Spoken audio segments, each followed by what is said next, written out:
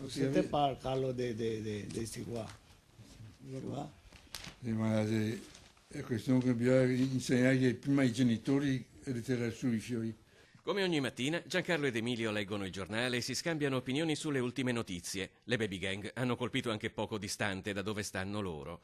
Emilio Piacentini, intagliatore, 80 anni a settembre. Giancarlo Rossi, 84 anni, restauratore di mobili antichi. Da decenni le loro due botteghe si fronteggiano in Calle del Ghetto Vecchio a Venezia. Una volta qui di artigiani ce n'erano parecchi, oggi sono rimasti solo loro due, anche se di clienti in realtà non se ne vedono più da anni. Come vanno gli affari? Ma è anni che non si fa più niente. E allora perché è aperto? Parte così tanto per passione, per vedere se qualcosa va via di quello che è restato del lavoro che ho fatto. Con 2.000 euro compra una casa intera di mobili e dopo 2 anni butta via tutto. Giancarlo ha iniziato a lavorare nel 1946 come garzone, ha imparato l'arte del restauro dei mobili, ha acquistato questo locale nel 1966. Emilio ha più o meno la stessa storia. Certo è che di quel mondo oggi non è rimasto quasi niente.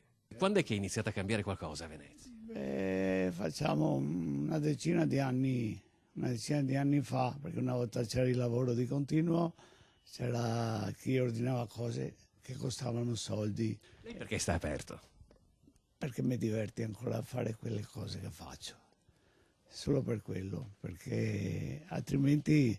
E poi perché resto con lui si non piange. A Giancarlo ed Emilio non interessa più se in bottega non entra nessuno. La passione per il legno, i mobili antichi, il divertimento di stare assieme, di condividere le opinioni è ciò che li muove. La loro è una delle ultime testimonianze di una Venezia che almeno nei ricordi appare più elegante nei modi e più tranquilla nei tempi, lontanissima dalla affollata frenesia del 2019. E si telefona, se troviamo... I telefoni, il punto di appoggio che ha, se troviamo, dai, dopo fermo così, fermo qua.